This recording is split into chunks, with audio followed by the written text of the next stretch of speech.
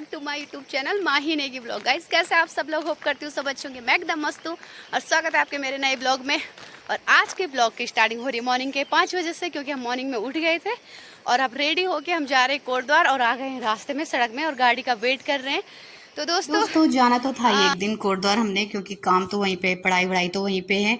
घर में तो हम छुट्टियों में आए थे कि चलो मम्मी की भी हेल्प हो जाएगी, गांव में थोड़ा मजा आता है। और यहाँ का मौसम जो है मैं आपको दिखाऊंगी अभी थोड़ी देर में कि बहुत प्यारा मौसम है। तो दोस्तों ब्लॉग को स्टार्ट करते हैं शुरू से, चलो बने रहे मेरे ब्लॉग में। तो यहाँ पे मैं हो रही थी रेडी, क्योंकि भाभी लोग सब रेडी हो गए थे, मैं छूट गई थी तो मैं भी हो रही थी रेडी। रूही डुगू को मैंने पहले रेडी कर दिया था, तो अब मेरी बारी थी तो मैं भी हो गई थी दोनों फिलहाल रेडी हो रेडी। और चुके ये हैं, ये देखो, ये देखो रेडी फोन हो देखने गया, में फोन देखो कैसे मस्त देख रहे हैं, चारों के शांत। चारों वैसे वैसे तो कभी साथ में रहते नहीं है, शांत है, इस बस तरह फोन से के मामले में फोन देखा शांत जा रहते रहा है। हैं। हर और एक घर की कहानी होगी। यहाँ पे मम्मी लगा रही थी रूही डिग्गू को हल्दी टीका।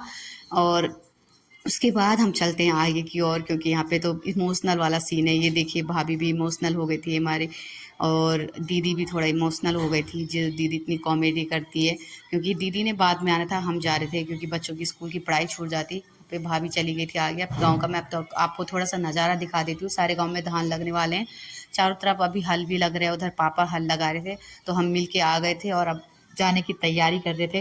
तो ये मेरा बैग तो मेरा ज़्यादा भारी नहीं था, था तो हल्का ही, क्योंकि बच्चे बाकी का सामान सब लोग लेके चले गए थे। ये मेरा कपड़ों का ही बैग था, ज़्यादा भारी नहीं था, तो मैं भी इसको लेके चली थी। और यहाँ पे मिल गए बच्चे जो 10th पास वाले हैं और सब रन करके आ रहे हैं सुबह 4 बजे। और ये देखिए सबके सब घूम घाम के आ गए, क्योंकि हमारे यहाँ पे आर्मी का ज़्यादा शौक रहता है ना हर एक बच्चे को। ये देखिए तभी तो इतने सारे भीड़ में रन मार के आ रहे थे। ये सभी अभी 10th 12th पास वाले बच्चे हैं। तो अब हम चलते हैं आगे की ओर। यहाँ पे देख के देखो कितनी सारी भीड़ है, मतलब आज तो गाड़ी बीच की सीट पूरी हमारी थी, हम ही उसमें। दोस्तों ये देखिए आज का मौसम मॉर्निंग का, ये देखो ये कोहरा लगा हुआ है, ये देखिए साइड साइड से कोहरा लगा हुआ है। और नदी नदी की बात जहाँ तक है ना, बीच में हमको कितनी प्रॉब्लम हो रही थी ना, अपने ब्लॉग में देखा होगा, पानी नहीं था गांव में, कुछ नहीं था। और यहाँ देखिए नदी आ गई है, ये देखिए पूरा पानी मटमैला सा रंग का पानी हो गया है। लेकिन दोस्तों जब ज़्यादा बरसात होती है, ज़्यादा बारिश होती है, तो बहुत खतरनाक वाला सीन होता है। जो नहर दिख रही ना आपको वहाँ से, और यहाँ पेड़ पूरे कवर हो जाते हैं, कहीं भी दिखाई नहीं देते हैं, इतनी डेंजर नदी आती है हमारे यहाँ की।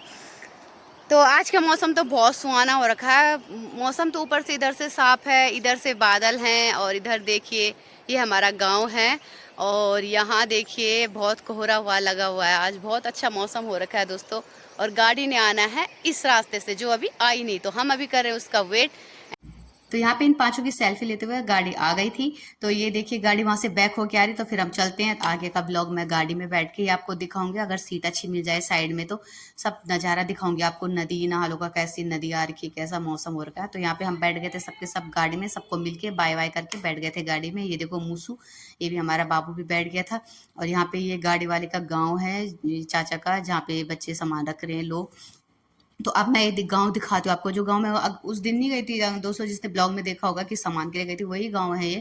और यहाँ से देखिए नदी के पार दूसरा गांव है, और बहुत डेंजर वाली नदी थी। मतलब कि जो बोलते हैं ना कि कड़क चाय बना के लाना, कड़क चाय बनी हुई थी दोस्तों। जिसको पीना है आ जाना हमारे गांव में, बस चीनी मिलाने की देर है, चाय पत्ती मिलके कुदरत ने खुद ही भेजा रहता है। ये देखिए हर जगह पे चाय आपको मिलने को तैयार है। चीनी गुड़ या जो भी आपको पसंद है वो मिला सकते हैं, आप पी सकते हैं। मजेदार चाय है, बहुत खतरनाक। और अब यहाँ पे देखियो, मतलब गाइस जहाँ जहाँ ना नदी मतलब और चौड़ी चौड़ी होती जा रही है ना, वहाँ का नज़ारा कुछ अलग हो रहा है। भर भर के नदी आती है। यहाँ पे लोगों ने धान लगा रखी है, दूसरा गांव है। लेकिन जब ये नदी भर के आती है ना दोस्तों, पूरे धान वान मतलब पूरी खेती बर्बाद करके चली जाती है। लेकिन फिर भी लोग ना धान लगाते हैं, क्योंकि मेहनत करना तो उत्तराखंड में कोई नहीं छोड़ता। तो चलिए आप यहाँ से चलते हैं हम आगे।